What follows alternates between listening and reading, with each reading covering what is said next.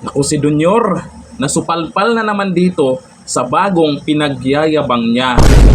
Diyan sa rally, sa alyansa, merong bagong pinagyayabang si Dunyor dyan. Yun nga lang, yung katotohanan ay binalita naman netong nakaraan. Eto, panuorin natin yan. Bago po ako matatapos bilang Pangulo, magkakaroon na tayo ng subway dito sa Aba, Pilipinas. magandang balita yan. Good news nga ba talaga yan? O kayabangan lang? Maniniwala ba kayo na matatapos yung subway sa loob ng 3 taon? 3 taon na lang siya, di ba?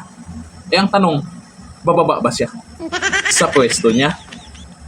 Malinaw yung sinabi ng ating mahal na Pangulong Bongbong Marcos na may subway daw tayo bago siya bumaba sa pwesto. Sana all. Kanino tayo maniniwala? Kay Dunyor o doon sa gumagawa? O ito ha. O, ayan, ABS-CBN. ABS-CBN. Eh, bago daw bumaba eh. Bago daw bumaba eh, may subway na eh. O, ang sabi ha, posibleng sa 2032 pa. 2032 pa. Matapos ang Metro Manila Subway Project ayon kay DOTR Secretary Vince Dizon, 2032 pa naman pala. Bakit wala bang ibang ipagmayabang siya kung ito na lang? Kasi itong talagang subway, napakaganda talaga po ito. Pag natapos ha, pag natapos. Kasi po, alam po natin yung biyahe po dito sa Metro Manila ay talagang napaka-traffic.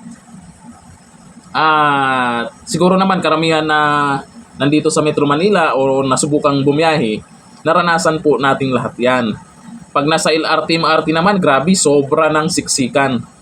Kaya napakalaking bagay po yung subway na yan. Yun nga lang, ay kami dito sa Metro Manila, wala pa namang nakikitang patapos na. Tsaka hindi ganun-ganun yan kadali gawin. Talagang matagal yan. Ewan ko lang kung hindi nadidelay yan ha.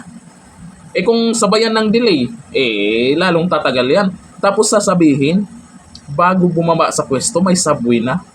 Wow! Magic! Sana totoo yan ha. Para sa akin naman, sana magkatotoo yan.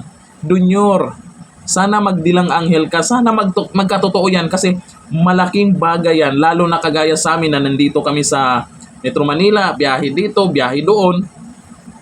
Napakalaking bagay yan, sobra. Pero sana, totoo yan ha. Di ko lang alam kung kanino ako maniniwala dito. Kay DOTR Secretary or kay Dunyor. Sa tingin nyo, matatapos ba yung subway na yan? Pinagyabang pa naman ng ating mahal na Pangulo dyan mismo sa rally. Yung mga naniniwala dyan sa sinasabi ni Dunyor tungkol sa subway na matatapos bago bumaba siya sa pwesto. Nakikita nyo ba ngayon yung nagawa na? Yung sa subway na yan? Hanggang saan nakakalahati na ba? Doon sa nagawa nila?